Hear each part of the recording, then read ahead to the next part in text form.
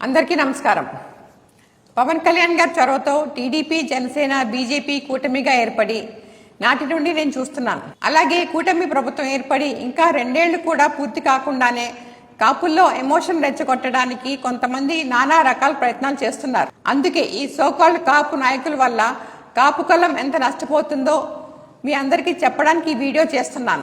మిగతా కులాల్లో కట్టుబాటు ఉంటుంది, కానీ కాపుల్లో అది లేదు. అదే ఉంటే ఇన్ని సంఘాలు ఎందుకు, ఇంతమంది కాపు నాయకులు ఎందుకు చెప్పండి? ఇప్పుడు పవన్ కళ్యాణ్ గారిని మా కాపుల సమస్యలు చెప్పుకోవడానికి జనసేన పార్టీలో కాపులు లేకపోవడం చాలా ఇబ్బందిగా ఉందని ఇటీవల కొంతమంది కాపు నేతలమని చెప్పుకునేవారు లేవనెత్తిన సమస్య. మరి అలా అనేవారిని నేను ఒక సూటి ప్రశ్న అడుగుతున్నాను. వైసీపీ ప్రభుత్వంలో ఉన్నప్పుడు మీరు ఎక్కడ చెప్పుకున్నారు? అప్పుడు మీ గొంతులేమైపోయాయి? అయితే మీరు కేవలం కాపు కులం గురించే మాట్లాడుతున్నందున కొన్ని విషయాలు గుర్తు చేయాల్సి వస్తుంది. ఈరోజు జనసేన పార్టీలో ఉన్న 21 మంది ఎమ్మెల్యేల్లో దాదాపు 10 మంది కాపులే ఉన్నారు. 2 ఎంపీలు, 2 ఎమ్మెల్సీలు అదే వర్గానికి చెందినవారు. అంతేకాదు, పవన్ కళ్యాణ్ గారి నిర్ణయాల వల్ల ఎన్నో సాధారణ కుటుంబాల నుంచి వచ్చిన కాపు యువకులు కార్పొరేషన్ చైర్మన్లుగా, డైరెక్టర్లుగా మరియు ఇతర నామినేటెడ్ పదవులు కూడా పొందారు.